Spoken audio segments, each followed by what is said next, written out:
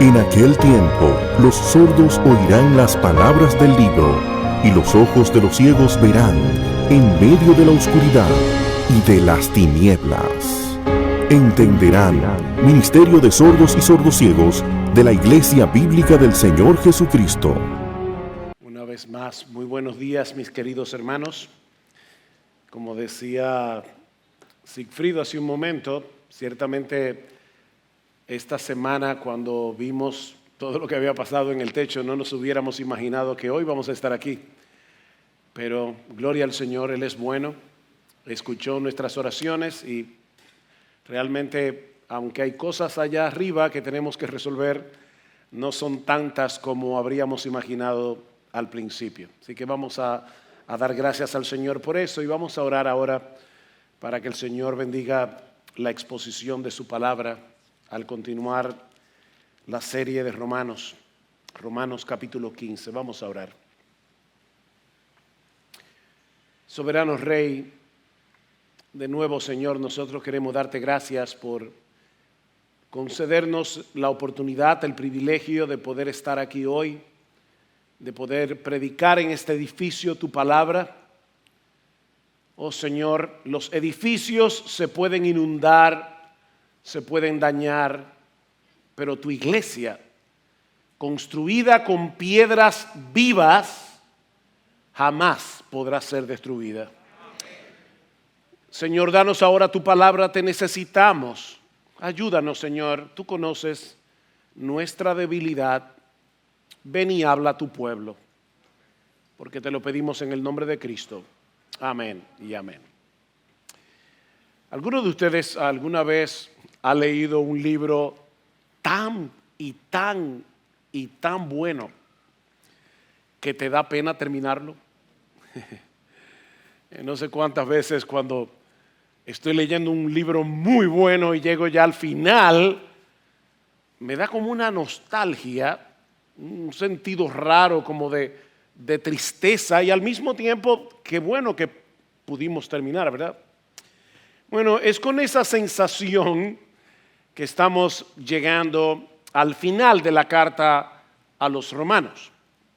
A partir de Romanos 15, 14, Pablo está comenzando a aterrizar el avión. Pablo está comenzando a concluir, tomando el tema o retomando el tema con el que había iniciado la carta. Yo sé que ustedes no van a recordar ahora todo lo que vimos cuando estudiamos el capítulo 1, pero muchos de ustedes conocen bastante bien la carta a los romanos y saben que el apóstol Pablo comienza su carta hablando de su ministerio apostólico, hablando de su deseo de visitar a Roma. En el capítulo 15 él va a ampliar un poco más acerca de sus planes misioneros, su deseo de llegar a España, su deseo de que los hermanos en Roma se involucren en ese proyecto. Bueno, Pablo está retomando todos estos temas ahora que va a concluir su carta. Pero cuidado para que no nos malentendamos. El hecho de que Pablo esté concluyendo no quiere decir que ahora podemos relajarnos y apagar el receptor. Porque mis hermanos, esta conclusión es increíblemente rica, esta conclusión es sorprendentemente edificante y aquí encontramos un cuadro de lo que toda iglesia debería hacer en la conclusión de Pablo. En esta sección final de la carta, Pablo nos muestra cómo Cristo está edificando su iglesia a través de sus líderes, pero al mismo tiempo a través de sus miembros. Aunque Pablo poseía una autoridad apostólica que ningún pastor posee, su ministerio de enseñanza y de edificación es similar al de cualquier pastor de cualquier iglesia. Por eso lo que Pablo va a decir aquí acerca de su ministerio se puede aplicar perfectamente a todos nosotros de algún modo u otro.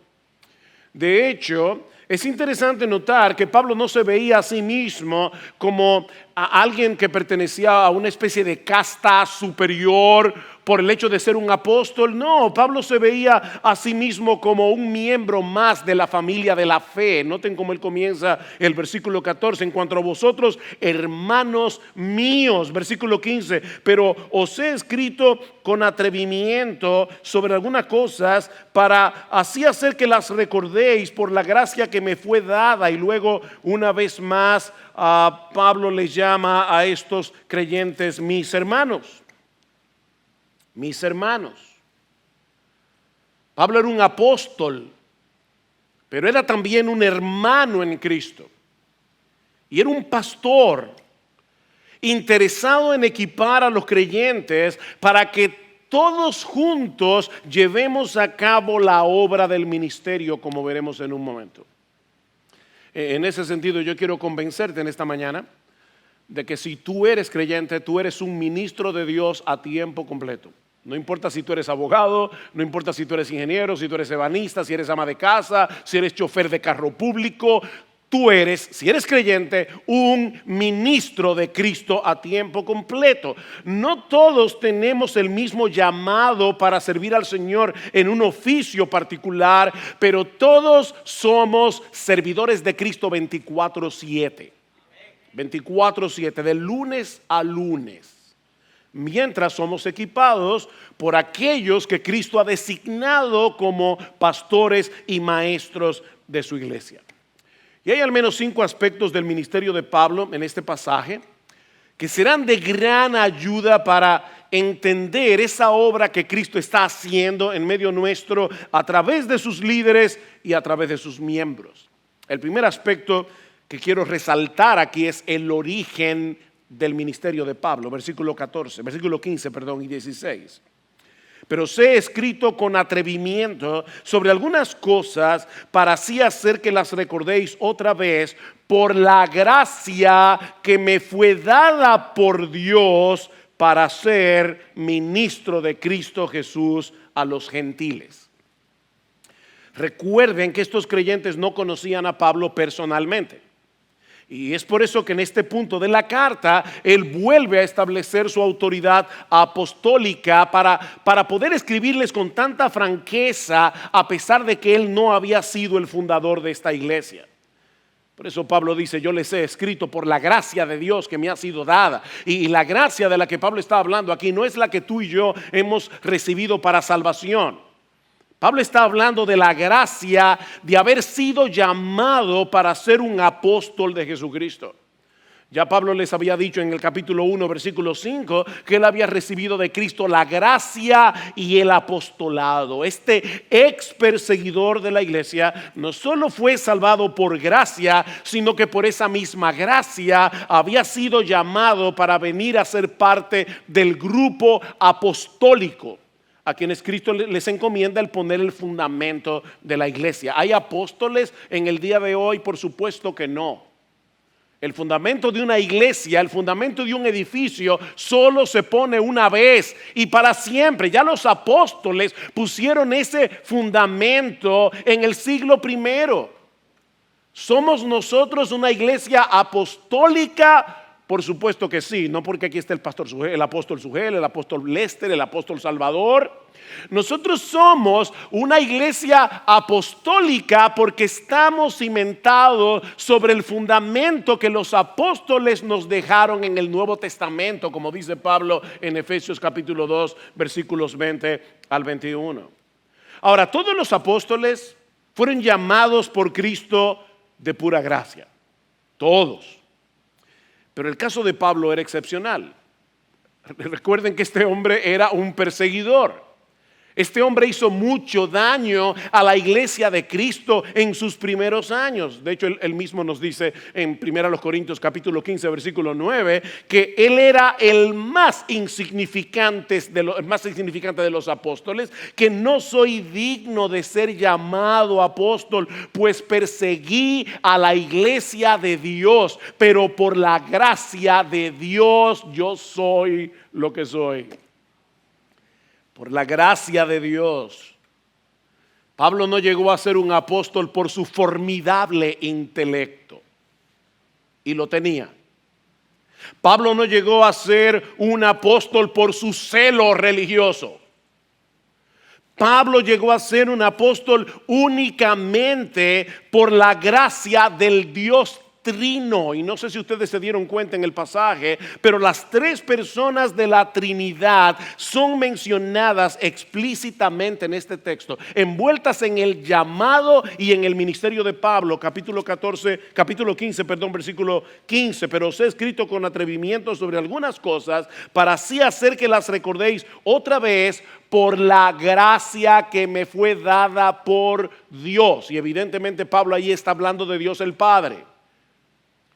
¿Para qué? Versículo 16, para ser ministro de Cristo Jesús a los gentiles, para que a manera de sacerdote el evangelio, le presente a manera de sacerdote el evangelio de Dios, a fin de que la ofrenda que hago de los gentiles sea aceptable, santificada por el Espíritu Santo. La gracia de Dios el Padre para ser un ministro de Dios el Hijo, de Cristo Jesús, una obra santificada por el Espíritu Santo. Las tres personas de la Trinidad actuando en conjunto para que la iglesia pudiera recibir el beneficio del ministerio de Pablo. Ahora, ¿saben qué, mis hermanos? Lo mismo que se dice aquí de Pablo se puede decir de todos aquellos que son llamados y cualificados por Dios para el oficio pastoral. Es el Dios Trino el que llama y cualifica a los pastores para que sean capaces de edificar y de equipar a la iglesia. Ustedes recuerdan en Mateo capítulo 9, cuando el Señor le dice a los discípulos: oren al Señor de la mies para que envíe obreros a su mies. ¿Quién es el Señor de la mies? Evidentemente Dios el Padre. ¿Y cómo lo sabemos? Porque es Dios el Hijo el que les está diciendo: oren al dueño de la mies. Él no dice orenme a mí, oren al dueño de la mies, a Dios el Padre. Así que Dios el Padre es el que envía obreros a su mies. Pero ¿qué les dice Pablo a los pastores, a los ancianos de Éfeso en Hechos capítulo 20, versículo 28? Mirad por vosotros y por todo el rebaño en que el Espíritu Santo os ha puesto por obispos para apacentar la iglesia del Señor, la cual Él compró con su propia sangre. ¿Quién envía obreros a su mies? Dios el Padre. ¿Quién los puso como pastores? El Espíritu Santo. ¿Y qué dice Pablo en Efesios capítulo 4 acerca de los pastores? Este texto sí quiero, de hecho si lo pueden buscar en sus Biblias, sería muy bueno. Yo quiero que ustedes vean algo aquí sumamente especial.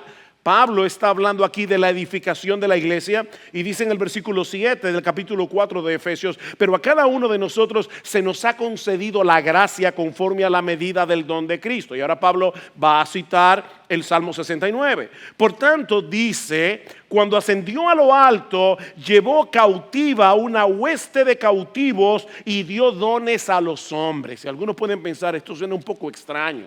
Bueno, lo que Pablo está diciendo aquí, un texto que en el Antiguo Testamento se refiere a Jehová, ahora lo está diciendo acerca de Jesús. Él está diciendo: cuando Cristo fue a la cruz, Cristo tuvo una victoria aplastante sobre todos los poderes del mal. Y cuando Él ascendió a los cielos, ahora como un Salvador exaltado, Él está tomando cautivos a aquellos que antes eran cautivos del diablo. Cristo, el hombre fuerte, está penetrando en el castillo de Satanás, está liberando a sus cautivos. Y de ese botín Él ha dado dones a los hombres, regalos. Esa es la palabra allí.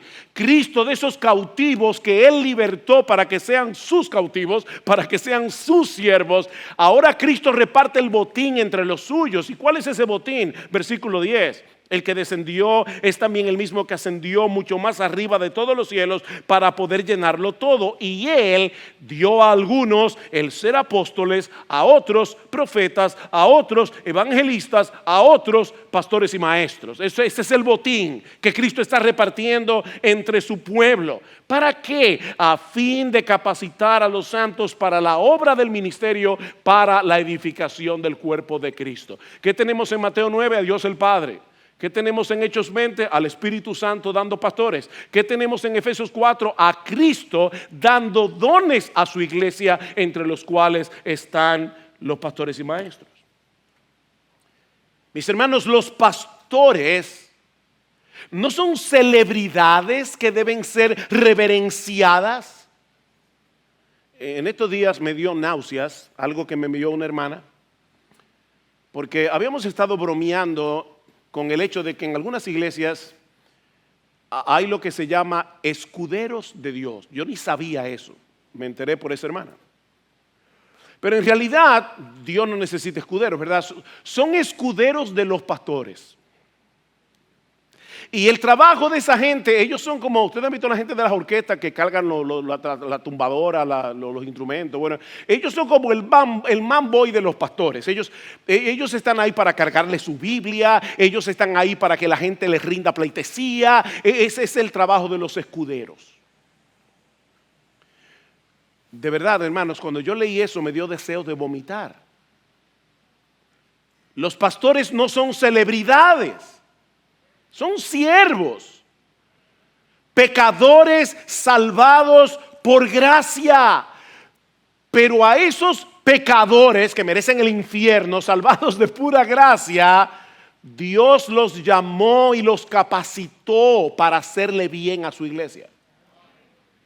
Es por eso que Pablo dice en 1 Tesalonicenses capítulo 5, pero os rogamos, hermanos, que reconozcáis a los que con diligencia trabajan entre vosotros y os dirigen en el Señor y os instruyen, y que los tengáis en muy alta estima con amor por causa de su trabajo. No son celebridades, pero no menosprecien a sus pastores, son regalos del Dios Trino. El Dios Trino los llamó y los capacitó para que edifiquen a su iglesia en su nombre. Pero Pablo nos muestra también en este pasaje no solamente cuál era el origen de su ministerio, la gracia del Dios Trino, sino también cuál era la meta de su ministerio. Vean una vez más Romanos 15, versículo 15. Pero os he escrito con atrevimiento sobre algunas cosas para así hacer que las recordéis otra vez por la gracia que me fue dada por Dios para ser ministro de Cristo Jesús a los gentiles, es decir, a todo el mundo fuera de Israel, ministrando a manera de sacerdote. Yo sé que la Reina Valera no lo traduce de esa forma, pero es la traducción correcta de la palabra liturgo aquí. Ministrando a manera de sacerdote el evangelio de Dios, a fin de que la ofrenda que hago de los gentiles sea aceptada, santificada por el Espíritu Santo. El ministerio de Pablo estaba dirigido de manera particular al mundo gentil. Este ex perseguidor de la iglesia israelita de nacimiento fue escogido por el Señor Jesucristo para llevar a cabo el cumplimiento de la promesa que Dios le había dado a Abraham en Génesis capítulo 12. Y serán benditas en ti todas las familias de la tierra. Piensen en eso, hermanos. Unos 2000 años antes de que Pablo naciera, Dios le hizo una promesa a Abraham que nos incluía a nosotros, los gentiles. Y luego tomó a Pablo, porque Dios no olvida sus promesas. Luego tomó a Pablo cuando estaba dedicado por entero a perseguir a la iglesia, para convertirlo en un instrumento en sus manos para llevar el evangelio al mundo gentil. Y aquí estamos nosotros en República Dominicana, 2000 años después, estudiando el tratado del evangelio que Pablo escribió a una iglesia del primer siglo que se encontraba en Roma. Ven, el ministerio de Pablo a los gentiles se ha extendido por medio de sus cartas a través de los siglos. Déjame hacerte una pregunta. ¿Alguna vez tú habías pensado en el hecho de que Cristo se le apareció a Pablo en su camino a Damasco por amor a nosotros los gentiles?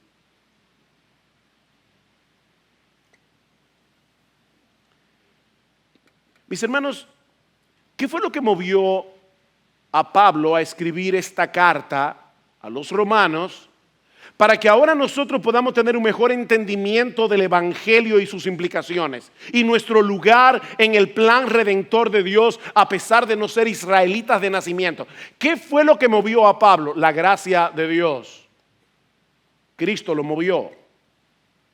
Pero lo que es todavía más sorprendente en este pasaje es que Pablo veía su labor como la de un sacerdote que está preparando una ofrenda de gratitud y adoración al Señor en la conversión y santificación de los gentiles. Nosotros somos la ofrenda. Versículo 16 otra vez.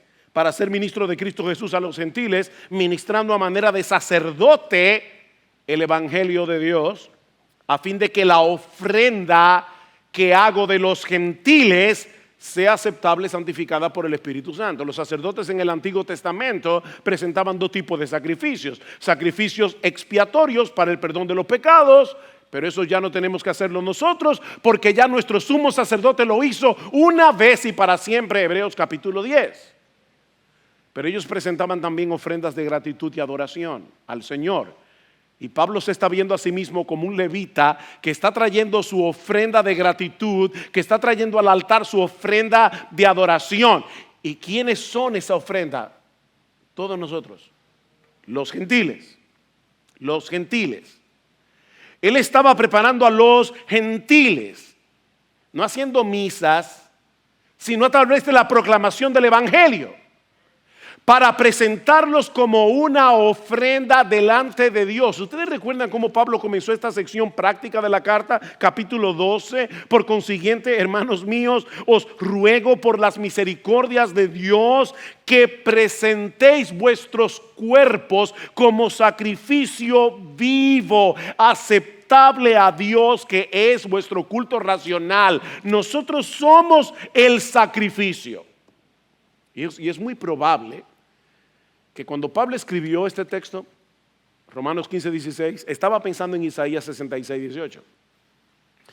Escuchen lo que dice el profeta en el capítulo 66.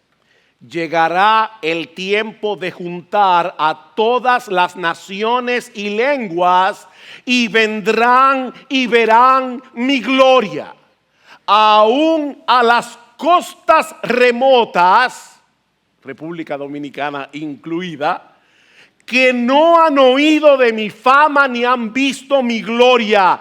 Y ellos anunciarán mi gloria entre las naciones. Entonces traerán a todos vuestros hermanos de todas las naciones como ofrenda al Señor. ¿Ven? Y aquí está Pablo diciendo: yo soy uno de esos que está trayendo su ofrenda al Señor. ¿Cuáles son esas ofrendas? Las naciones gentiles. Pablo amaba a su nación, pero amaba más a Dios. Así que cuando Dios lo llamó a ser apóstol a los gentiles, Pablo no puso objeción. Mis hermanos, tú y yo somos esos hermanos que ahora somos presentados como una ofrenda debidamente preparada para el Señor por medio de la proclamación del Evangelio. Por medio de la proclamación del Evangelio. Vean otra vez versículo 16. Para ser ministro de Cristo Jesús, ministrando a manera de sacerdote el Evangelio. Versículo 19 en la segunda mitad dice: de manera que desde Jerusalén y por los alrededores y hasta el Ilírico he predicado en toda su plenitud el Evangelio de Cristo. Versículo 20: de esta manera me esforcé en anunciar el Evangelio. Es por medio del Evangelio que nosotros fuimos traídos a salvación. Pero ¿saben qué, hermanos? Es por medio de ese mismo Evangelio que ahora nosotros podemos avanzar hacia la madurez. Ninguna iglesia va a llegar a un punto tal de crecimiento que va a decir: ya nosotros podemos dejar el Evangelio detrás. Ese es el ABC de la vida cristiana. No, mis hermanos. El Evangelio no es el ABC de la vida cristiana. El Evangelio es la A hasta la Z de la vida cristiana. No podemos salir de los contornos del Evangelio. Ahora, mis hermanos, eso debe impactar profundamente la perspectiva que tú y yo tenemos de lo que sucede aquí cada domingo. nosotros no venimos aquí a cantar unos cuantos himnos y a escuchar una charla bíblica. Es por eso que nosotros no simplemente venimos aquí y decimos, bueno, vamos a predicar la palabra. Este es un centro de predicación. Tú vienes aquí, por eso es que hay gente que va de iglesia en iglesia a oír predicadores. No, nosotros no vamos de iglesia en iglesia a oír predicadores. Nosotros pertenecemos a una iglesia local donde hay muchas cosas que se hacen en conjunto, incluyendo congregarnos el domingo. Ahora la pregunta es, ¿para qué nos congregamos el domingo? Bueno, mis hermanos, visualízalo de esta manera. Este es un gran altar en el que los creyentes están siendo santificados por medio de la palabra cantada, orada, predicada, para ser presentados como un sacrificio vivo y santo, aceptable a Dios. Tú eres un cordero, un sacrificio vivo que está siendo preparado aquí para ese sacrificio vivo. Tú vienes a la iglesia cada domingo con esa expectativa. Wow, Cristo me hablará por medio de su palabra. Cristo me hablará por medio de su palabra. Aunque esa palabra sea expuesta por hombres que no son otra cosa que pecadores salvados por gracia y equipados por esa misma gracia para el bien de la iglesia. Y eso nos lleva al tercer aspecto del ministerio de Pablo. Ya hemos visto su origen, hemos visto su meta. Veamos ahora el poder detrás de su ministerio. El poder detrás de su ministerio. Versículos 17 y 18. Por tanto, en Cristo Jesús he hallado razón para gloriarme. He hallado razón para jactarme en las cosas que se refieren a Dios. Porque no me atreveré a hablar de nada sino de lo que Cristo ha hecho por medio de mí para la obediencia de los gentiles, la obediencia a la fe, como dice en el capítulo 1 de Romanos, versículo 5, es decir, traernos a la fe, que nosotros podamos responder al llamado del Evangelio. Dice, para la obediencia de los gentiles en palabra y en obra. En palabra y en obra. Pablo no se jactaba en lo que él estaba haciendo. Y miren que Pablo fue un individuo excepcional. Yo no creo que haya habido en la historia de la iglesia una persona que le haya predicado a tanta gente como Pablo, ni que haya fundado tantas iglesias como Pablo. Sin embargo, él está diciendo que yo no me jacto en lo que yo he hecho, sino en lo que Cristo está haciendo por medio de mí. Y hermanos, hay un misterio aquí.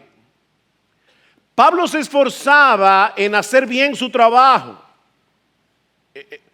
Él debía hacer lo que él tenía que hacer. Por eso dice al final del versículo 18, en palabra y en obra. En palabra y en obra. ¿Quién había pronunciado esas palabras? ¿Quién había hecho esas obras? Pablo. De hecho, escuchen lo que sigue diciendo en el versículo 19. Con el poder de señales y prodigios, en el poder del Espíritu de Dios. De manera que desde Jerusalén y por los alrededores hasta Ilírico he predicado. ¿Quién? Pablo, en toda su plenitud el Evangelio de Cristo. De esta manera me esforcé. ¿Quién? Pablo. En anunciar el Evangelio. Pero la predicación y las obras de Pablo habrían sido completamente inútiles a no ser por el hecho de que Cristo estaba haciendo su obra por medio de su obra. Él estaba haciendo su obra por medio de la obra de Pablo. Mis hermanos, yo sé que te parece extraño esto, pero es Cristo el que obra por medio de nuestro obrar. Tú estás aconsejando a un hermano que está deprimido, que está abatido, que está temeroso, que está luchando con una tentación, y tú tomas la palabra y le ministras la palabra. Lo que tú no te estás dando cuenta, y claro que no te vas a dar cuenta, es que Jesús le está ministrando a ese hermano por medio de ti. Sorprendente, ¿verdad? Y lo grande es que cuando lleguemos al cielo, Él nos va a dar una corona por lo que hicimos. Ahora, ¿qué vamos a hacer nosotros? Vamos a tirar nuestra corona a sus pies. porque en cierto modo es un reconocimiento de, Señor, en realidad eres tú el que mereces toda la gloria, toda la alabanza por lo que yo pude hacer. De hecho, es por eso que el versículo 17 comienza con un por tanto. Cuando ustedes ven un por tanto en la Biblia, quiere decir que va a continuar lo que dice anteriormente. ¿Y qué dice Pablo anteriormente? Otra vez, para ser ministro de Cristo Jesús a los gentiles, ministrando a manera de sacerdote el evangelio de Dios, a fin de que la ofrenda que hago de los gentiles sea aceptable, santificada por el Espíritu Santo. Increíble, ¿cómo veían los judíos a los gentiles? Como inmundos. Y ahora Pablo está diciendo, yo estoy tomando a los gentiles por medio del evangelio, y el Espíritu Santo está tomando a estas personas que ustedes ven como inmundas y las está santificando. Y como bien ha dicho alguien, eso significa que el Espíritu Santo es la causa decisiva en la preparación de un pueblo santo para el Señor. Y me encantó esta última frase, dice este autor, el Señor está preparando un pueblo para el Señor. Por medio de ti y de mí. El Señor está preparando un pueblo para el Señor. Nosotros predicamos el evangelio, pero es el Espíritu Santo el que abre los ojos de los ciegos para que entiendan el mensaje, se arrepientan y vengan a Cristo y crean solamente en Él. Y es el Espíritu Santo el que luego da entendimiento a los creyentes para que sigan avanzando hacia la madurez por medio de la predicación, por medio de la proclamación, por medio de la aplicación de ese mismo evangelio que Dios usó para convertirte.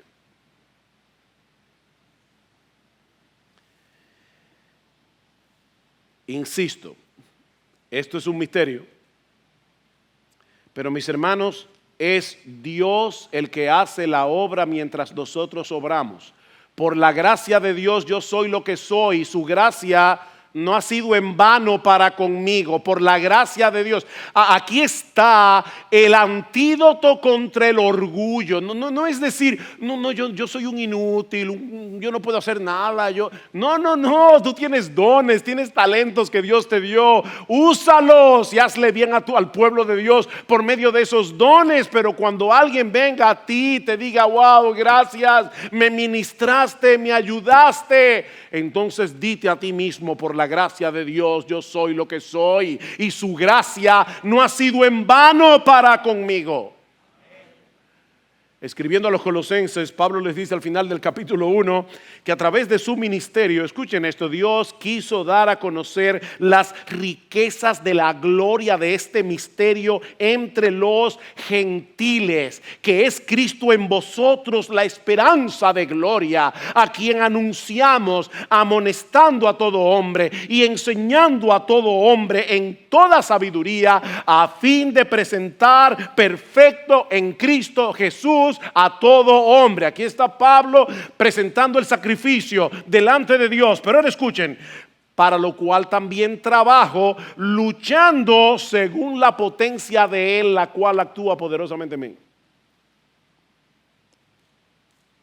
¿Quién trabaja? Pablo. ¿Cuál es el poder que actúa? El poder de Dios. Hermanos, nosotros no somos robots en las manos de Dios. Nosotros decidimos hacer cosas en nuestro servicio para Él. Eres tú el que debes organizar tu tiempo. Eres tú el que debes decidir, dejar de perder el tiempo en boberías y dejarte usar por Dios. Eres tú el que tomas esa decisión. Pero ¿sabes qué? Tú tomas esa decisión, pero es Dios el que produce el querer como el hacer por su buena voluntad. Filipenses 2:12. Y es Dios el que toma tu hacer, el que toma tu servicio y lo hace eficaz. ¿Quién entiende eso? Bueno, yo no creo que de este lado de la eternidad vamos a entenderlo. Pero mientras tanto, mi hermano amado, mi hermana amada, haz lo que tú tengas que hacer. Y deja que Dios obre. De hecho, me llamó la atención, no había visto esto honestamente hasta que alguien me lo hizo ver, pero noten lo que dice Pablo en el versículo 15. Pero os he escrito con atrevimiento, yo he escrito una carta con atrevimiento sobre algunas cosas para así hacer que las recordéis otra vez por la gracia de Dios que me fue dada por Dios. ¿Quién escribió la carta? Pablo. ¿Quién decidió escribirla? Pablo, por la gracia de Dios que le fue dada. La gracia de Dios actuando en él produjo el querer como el hacer para que él escribiera la carta a los romanos y hoy todos nosotros podamos estar beneficiándonos de esa carta. Aleluya. Qué cosa más increíble. Ahora, mis hermanos, esto debe ser un gran aliento para todos nosotros, porque si bien es cierto que Pablo era un hombre extraordinario en muchos sentidos, él no se gloriaba en ninguno de sus talentos naturales. Pablo tenía un intelecto formidable, pero él no se gloriaba en eso. De hecho, en Filipenses 3, ustedes recuerdan lo que dice de su pedigrí: lo tengo por basura. Todo eso que yo adquirí como un buen israelita, yo lo tengo por basura, para gloriarme únicamente en Jesucristo. Si él no se gloriaba en ninguno de sus talentos, en ninguno de sus dones, porque él sabía que no sirven para nada sin la gracia de Dios. Ahora, ¿saben lo que eso significa? Y aquí está la nota de aliento. Que es por esa misma gracia que todo creyente es útil en el reino de Dios, aunque no tenga los talentos ni los dones extraordinarios que Pablo tenía. No necesitamos ser un Pablo para que Dios nos use.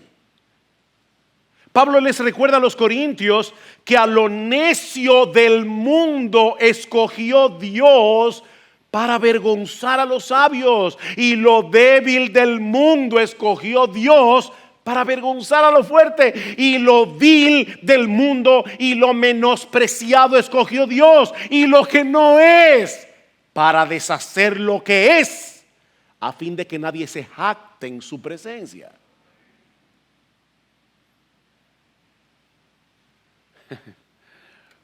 No tenemos nada en nosotros mismos de lo que podamos gloriarnos, ni siquiera en el hecho de ser cristianos. Pablo sigue diciendo en 1 Corintios: mas por él, por Dios el Padre, estáis vosotros en Cristo Jesús, el cual nos ha sido hecho por Dios sabiduría, justificación, santificación y redención. ¿Saben para qué? Para que, como está escrito, el que se gloría, gloríese en el Señor. Gloríese en el Señor. Nadie es demasiado dotado como para jactarse de lo que tiene y de lo que hace. Pero nadie es demasiado pequeño como para no ser usado por la poderosa mano de Dios para hacer grandes cosas en su nombre. Mira, déjame decirte algo: las murallas de Jericó pueden ser derribadas solo si tú gritas en el nombre de Dios. No temas, gusano de Jacob. Wow, qué alentador. No temas, gusano de Jacob, porque un gusano en las manos mías puede trillar montes y allanarlos. Tú eres un gusano, yo también, pero un gusano en las manos de Dios. Hasta aquí hemos visto el origen de su ministerio, su meta, el poder que actuaba detrás mientras Pablo ministraba. Veamos ahora, en cuarto lugar, el alcance de su ministerio. El alcance de su ministerio, versículo 19. Con el poder de señales y prodigios, lo que Pablo está diciendo aquí es básicamente, esta frase solo se usa 2 veces más en el Nuevo Testamento por el mismo Pablo: poderes y prodigios, señales y prodigios. La señal es lo que hace que un milagro se convierta en una evidencia de algo. En este caso, en una evidencia del ministerio apostólico de Pablo. En 2 Corintios capítulo 12 dice la señal, 2 Corintios dice: las señales de apóstol han sido hechas por mí. Aquí está otra vez la frase: señales y prodigios de apóstol. Señales y prodigios que acreditaban que un apóstol era un apóstol. La segunda vez que aparece esa frase es en 2 Tesalonicenses capítulo 2 para hablar de los poderes y señales del anticristo. En otras palabras, lo que está diciendo es, el hecho de que alguien haga poderes y señales no quiere decir que es un hombre de Dios. Es que predique el evangelio. Lo que caracteriza a un hombre de Dios es que predique el evangelio fielmente. El evangelio es poder de Dios. Es a través del evangelio que Dios obra su poder. Eso no quiere decir que Dios no hace milagros hoy. Lo que eso quiere decir es que lo que acredita a un siervo de Dios no son los milagros, es el evangelio que predica. Ahora bien, sigamos con el texto. Con el poder de señales y prodigios en el poder del Espíritu de Dios, de manera que desde Jerusalén y por los alrededores hasta el Ilírico, es decir, la antigua Yugoslavia, donde está hoy Bosnia, Herzegovina, Croacia, Macedonia, Montenegro, Serbia, toda esa región, desde Jerusalén y por los alrededores hasta el Ilírico, he predicado en toda su plenitud el evangelio de Cristo.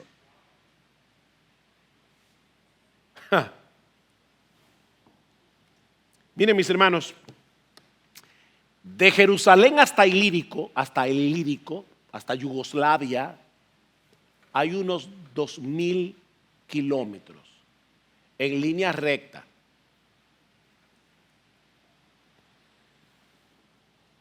Ahora, eso no quiere decir que Pablo había predicado en todas las ciudades, en todas las aldeas comprendidas entre Jerusalén y el Ilírico, o que él le había predicado a toda la gente que vivía entre esas dos regiones. ¿En qué sentido entonces Pablo les dice a ellos que él había predicado el evangelio en toda su plenitud, o como dice la Reina Valera del 60, que todo lo había llenado con el evangelio? Que en muchas de las grandes ciudades, Pablo usualmente iba a las grandes ciudades, comprendidas entre esas dos regiones, él y su equipo misionero, no solamente Pablo en persona, a veces Pablo enviaba a alguien, no lo hacía él, era su equipo, él y su equipo misionero habían predicado el evangelio y habían fundado iglesias. Eso es lo que Pablo está diciendo. Mis hermanos, nuestra responsabilidad no es convertir a la gente. Nuestra responsabilidad, óiganme bien, porque oigo muchas voces hablando de este tema, no es transformar la cultura. Esa no es nuestra responsabilidad. Esas regiones seguían siendo paganas. Pero Pablo dice que él había llenado todo eso con el evangelio. Él había hecho lo que Cristo le había llamado a hacer. No me malentiendan. Yo no estoy diciendo que el evangelio no posea la potencialidad para transformar las culturas. Solo tenemos que leer la historia para ver eso en acción. Lo que yo estoy diciendo es que nuestro llamado es predicar el evangelio y establecer iglesias, sin descuidar al mismo tiempo las iglesias que ya están establecidas. Eso es lo que nosotros vemos en el ministerio de Pablo. Por un lado, Pablo se esforzaba por predicar el evangelio en aquellos lugares donde Cristo no era conocido. Vean el versículo 20. De esta manera me esforcé en anunciar el evangelio, no donde Cristo ya era conocido, para no edificar sobre el fundamento de otros, sino como está escrito, aquellos a quienes nunca les fue anunciado acerca de él verán, y los que no han oído entenderán. Quiere el Señor levantar entre nosotros hombres y mujeres que posean ese mismo anhelo. ¿Saben por qué hoy hay evangelio en República Dominicana? Porque en algún punto de la historia, y específicamente eso sucedió en el siglo XVIII, algunos hombres decidieron venir a anunciar el evangelio donde Cristo no era conocido, y por eso tú y yo estamos aquí hoy. Gloria al Señor por eso. De hecho, estaba pensando, no me quiero meter en ese tema, tengo que resistir la tentación, pero miren, la historia del evangelio en América Latina es fascinante, porque a principios del siglo XX, ¿saben cuántos evangélicos habían en América Latina entera? 50,000.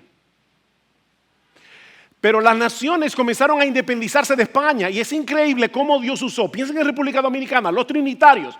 ¿Alguna vez tú has pensado que Dios usó a los trinitarios para eliminar la hegemonía? En este caso era de Haití, pero muchas de las naciones latinoamericanas se independizaron de España, dejaron de ser una colonia española y eso permitió que empresarios comenzaran a venir a países como los nuestros a hacer inversiones y muchos de esos empresarios eran cristianos. Y así comenzó a penetrar el evangelio en nuestros países y hoy somos millones. Wow, gracias al Señor que hay personas que están dispuestas a ir donde Cristo no es conocido. Pero mis hermanos, por el otro lado, en esta misma carta vemos a Pablo esforzándose porque un grupo de creyentes, una iglesia ya establecida, posea un mejor entendimiento del evangelio y sus implicaciones. ¿Qué estoy queriendo decir con esto? Que ambas cosas son importantes. Algunos deben salir a llevar el evangelio hasta lo último de la tierra, pero otros deben quedarse. Las dos cosas son importantes para servir en su iglesia local, mientras sostienen con sus oraciones, con sus ofrendas a los que salen. ¿Ven? Que es de hecho lo que Pablo va a decir en la próxima sección. Yo quiero ir a ustedes para que ustedes me ayuden a llegar a España. Y luego en el versículo 30 les dice, os ruego que oren por mí. ¿Ven? La iglesia establecida, Pablo está fortaleciéndola por medio del evangelio y sus implicaciones en esta carta a los romanos, pero al mismo tiempo Pablo está yendo hacia España y quiere que esta iglesia establecida lo ayude a llegar allá. Y eso nos lleva de la mano al último aspecto que podemos extraer de este pasaje en cuanto al ministerio de Pablo. Y es nuestra participación en su ministerio. Por eso hemos titulado este mensaje, el ministerio de Pablo y el tuyo. El ministerio de Pablo y el tuyo. Versículo 14. Dejé este versículo que es el primero para el final, a propósito. Porque yo quiero que ustedes vean ahora todo lo que Dios había hecho. El Dios Trino, por su gracia, llamó a Pablo, lo movió a escribir esta carta y también pone pastores en su iglesia. ¿Para qué? Para equipar a la iglesia, para que la iglesia también se edifique a sí misma con el trabajo de sus miembros, no solamente de sus pastores. Versículo 14. En cuanto a vosotros, hermanos míos, yo mismo estoy también convencido de que vosotros estáis llenos de bondad, llenos de todo conocimiento y capaces también de amonestaros los unos a los otros. ¿Ustedes se imaginan el impacto de esas palabras viniendo de la boca de Pablo? Imagínense a Pablo, viene aquí de visita a nuestra iglesia y nosotros le decimos, Pablo, tú pudieras por favor dar un saludo, y Pablo se para en este púlpito y dice, hermanos de Iglesia Bíblica del Señor Jesucristo, ustedes están llenos de toda bondad y de todo conocimiento. Wow, eso sería un halago increíble. Bueno, no un halago, un aliento, vamos a decirlo mejor. Hermanos, Pablo tenía ojos para ver la obra de Dios en los creyentes. Lamentablemente, algunos cristianos parece que solo tienen ojos para ver las faltas. Son hipercríticos. Ellos no ven nada bueno. Ellos no son capaces de ver la gracia de Dios actuando en otros cristianos. Mira, mi hermano, si tú estás delante de un cristiano, delante de un verdadero cristiano, tú puedes estar seguro de que Dios está obrando en él. Seguro, porque Dios, la obra que Él comenzó, Filipenses 1:6, Él la perfeccionará. Así que algo está haciendo Dios en ese cristiano. Mi pregunta para ti es, ¿tú tienes ojo para verlo? Aún en esta misma iglesia. Miren, como pastor de esta iglesia por casi 40 años, yo puedo dar gracias a Dios por la forma como ha estado obrando en medio nuestro. Porque se puede decir de muchos de ustedes, de verdad de corazón, ¿no? Se puede decir de muchos de ustedes que están llenos de bondad y de conocimiento y que pueden amonestarse unos a otros. Ahora, estas palabras del versículo 14 no dejan de ser sorprendentes si las leemos a la luz de la descripción que Pablo da de los impíos en el capítulo 3. ¿Qué dice Pablo de los incrédulos en Romanos 3? No hay quien haga lo bueno, no hay ni siquiera uno. Sepulcro abierto es su garganta, con su lengua engañan, veneno de áspides hay debajo de sus labios, su boca está llena de maldición y de amargura. La pregunta es, ¿cómo llegamos del capítulo 3 al 15? ¿Cómo llegamos de llenos de maldición y de amargura a llenos de bondad y de todo conocimiento por el poder del Evangelio? Estos creyentes de Roma encajaban en la descripción de Romanos 3 cuando no conocían a Jesús. Pero ahora están llenos de bondad. Llenos de bondad. Esa palabra abarca la idea de rectitud, pero también de dulzura y generosidad. Llenos de bondad.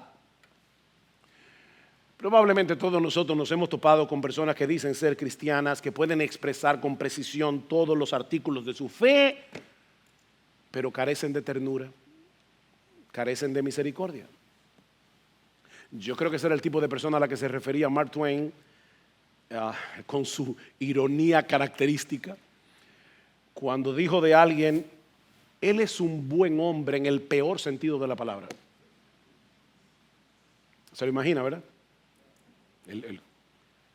El tipo recto, con cara de busto de Beethoven. ¿Ustedes han visto el busto de Beethoven? Siempre malhumorado. Hay cristianos así. Todas las áreas de su vida están en orden, perfectamente ortodoxos en sus doctrinas, pero carentes de amor. Carentes de amor. Por eso una niña le oraba a Dios y le decía, Señor, haz que los malos se vuelvan buenos y que los buenos se vuelvan amables.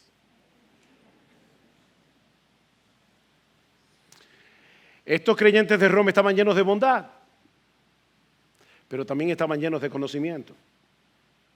El mensaje del Evangelio los había equipado de tal manera que ahora eran capaces de amonestarse. Esta palabra noutefia en griego significa poner en la mente de alguien lo que parece que no está allí. Es una palabra que podemos traducir consejería.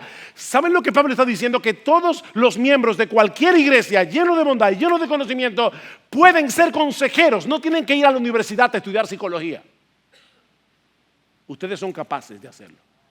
Ustedes son capaces de amonestarse unos a otros porque están llenos de bondad y están llenos del Evangelio y sus implicaciones.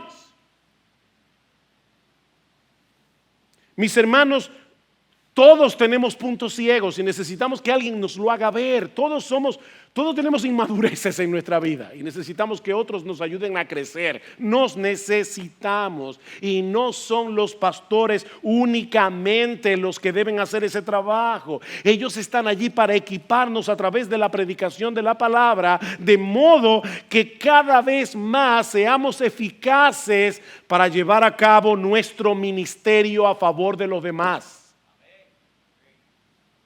Eso fue lo que vimos hace un momento en el pasaje de Efesios 4. Recuerdan, Cristo ha dado pastores y maestros a fin de capacitar a los santos para la obra del ministerio, para la edificación del cuerpo de Cristo. Todos hacemos la obra del ministerio con los dones que Dios ha dado a cada uno. Primera de Pedro 4:10, cada uno según el don que ha recibido, ministrelo a los otros. Ven, todos somos ministros a tiempo completo. Ministrelo a los otros como buenos administradores de la multiforme gracia de Dios. Si alguno habla, tal vez tu don es de hablar, aconsejar, predicar, enseñar, alentar. Hable conforme a las palabras de Dios. Si alguno ministra, tal vez tu don es servir. Tú estás allí para servir. Ministre conforme al poder que Dios da. ¿Saben para qué? Para que en todo sea Dios glorificado por Jesucristo, a quien pertenecen la gloria y el imperio por los siglos de los siglos. Amén. Somos ministros a tiempo completo, independientemente del trabajo que hacemos para vivir. Cristo nos compró con su sangre, Cristo nos capacitó con su espíritu para que podamos servir a los demás. De modo que todos juntos sigamos creciendo a su imagen. ¿Recuerdan el texto que yo les cité de 1 Tesalonicenses capítulo 5, donde dice que tengamos en alta estima a aquellos que nos amonestan, que nos presiden en el Señor, los pastores? Ahora escuchen lo que sigue diciendo Pablo en el otro versículo. Y os exhortamos, hermanos, no pastores, hermanos, a que amonestéis a los indisciplinados, animéis a los desalentados, sostengáis a los débiles y seáis pacientes para con todos. Porque uno quisiera, ¿verdad?, que uno va a un hermano desalentado, le da una promesa bíblica, todo obra para bien, Romanos 8:28, y ya la persona salió del desaliento. No, esto no funciona así. Tú alentaste a alguien esta semana. Piensa en esta semana que pasó. Tú alentaste a algún desanimado, tú exhortaste a alguien que se está como descarriando. Porque ese es tu trabajo, mi hermano. Ese es tu trabajo, no solamente el nuestro. Yo quiero que tú entiendas, tú eres un ministro de Cristo a tiempo completo. Tú vienes aquí a equiparte para hacer tu trabajo como ministro. Cuando era un recién convertido, no acostumbro a hacer historias personales, pero hoy la voy a hacer. Alguien me preguntó si alguna vez yo había pensado en dejar mis estudios universitarios y prepararme para servir al Señor a tiempo completo. Yo le respondí que yo había tenido ese deseo desde que me convertí, ciertamente fue así, pero yo estaba seguro de que Dios no me había llamado para ser pastor, que yo no tenía esa capacidad. Esa persona me dijo, mira, yo creo que tú estás equivocado y creo que debes pensar y orar por eso.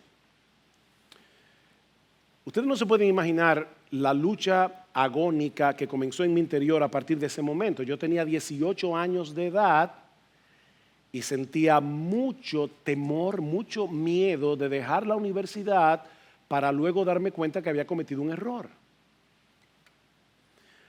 Con esa guerra en mi corazón, un domingo en la tarde me tocó dirigir los himnos.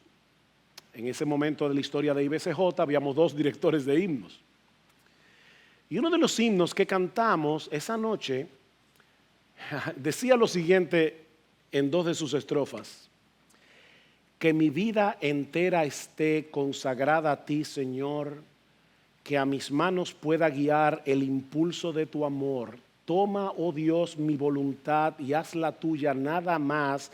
Toma, sí, mi corazón, por tu trono lo tendrás. Mientras cantaba ese himno, yo de verdad sentí que yo era el ser más hipócrita de la tierra. Porque yo no me veía dispuesto a dejar mi carrera y entregarme por entero a servir al Señor en el ministerio pastoral. Y cuando terminé de dirigir los himnos, tuve que salir del salón, esconderme en uno de los cuartos que tenía nuestro edificio en la Rodríguez Urdaneta y comenzar a llorar a lágrimas vivas. Yo creo que ese momento fue crucial en mi vida para tomar una decisión de la que nunca me he arrepentido. Pero lo que yo no podía ver en ese momento, y es lo que yo quiero que tú veas esta mañana, es que ese himno no fue compuesto para mover a los creyentes a dejar sus carreras para servir al Señor como pastores o misioneros. Ese himno es para todos. Ese himno es para todos. Que mi vida entera esté, la tuya, no solo la mía o la de Salvador o la de Lester o la de Miguel Linares o la de Marcos Peña, que mi vida entera esté consagrada a ti, Señor, que a mis manos pueda guiar el impulso de tu amor. El amor de Cristo nos constriñe pensando esto, que si Él murió por todos, luego todos morimos. ¿Para qué? Para que ya no vivamos para nosotros mismos, sino para Él. Y qué privilegio, hermanos, que nosotros podamos servir a Cristo y que Cristo pueda obrar a través de ti y de mí. En el momento de nuestra conversión, nosotros dejamos de pertenecernos a nosotros mismos para pertenecerle solamente a Él y para servirle solamente a Él con todo lo que somos y con todo lo que tenemos. Todo creyente es un servidor de Cristo a tiempo completo. Porque todos tenemos la responsabilidad de tomar lo que aprendemos a través de la lectura de la palabra, a través de los libros que leemos, a través de la predicación en la iglesia, para servir a los demás. Si quiere el Señor levantar un ejército de hombres y mujeres que estén dispuestos a servir a Cristo en el oficio pastoral, o que estén dispuestos a dejar su zona de comodidad y llevar el evangelio hasta lo último de la tierra. Nosotros necesitamos hombres y mujeres así. Pero mis hermanos, también necesitamos un ejército de hombres y mujeres que estén dispuestos a servir en su iglesia local, amonestando a los indisciplinados, animando a los desalentados, sosteniendo a los débiles y siendo paciente para con todos. Y noten que Pablo no está mencionando allí nada memorable, nada extraordinario, nada dramático. Es tomar un teléfono y animar a un desanimado. Es hablar con un hermano después del culto y decir: hermano, te veo triste, ¿qué te pasa? Es decir, yo no estoy viendo al hermano tal visitando la iglesia, ¿qué está pasando? ¿Es por un problema de salud o es que se está descuidando en su fe? Llámalo. Somos un ejército de sacerdotes. Todos los creyentes pueden y deben involucrarse haciendo estas cosas en el nombre de Cristo y para su gloria. De modo que al final de nuestros días podamos escuchar estas dulces, estas benditas, estas gloriosas palabras de nuestro bendito y glorioso Señor. Bien, buen siervo y fiel. Sobre poco fuiste fiel. Nada dramático. Sobre poco fuiste fiel. Sobre mucho te pondré. Ven y entra en el gozo de tu Señor. Vamos a orar. Padre, te damos muchas gracias por permitirnos una vez más exponernos a esta maravillosa carta. Gracias, Señor, por haber llamado a un hombre como Pablo, un perseguidor de tu iglesia, para bendecirnos 2000 años después. Señor, mira iglesia bíblica del Señor Jesucristo, mira a cada uno de sus miembros. Oh Señor, ayúdanos a entender que somos ministros de Jesús a tiempo completo. Ayúdanos, Señor. Ayúdanos en esta misma semana a poner nuestros dones en operación. Ayúdanos en esta misma semana a pensar cómo nosotros podemos ser de bendición a otros. Ayúdanos, Señor.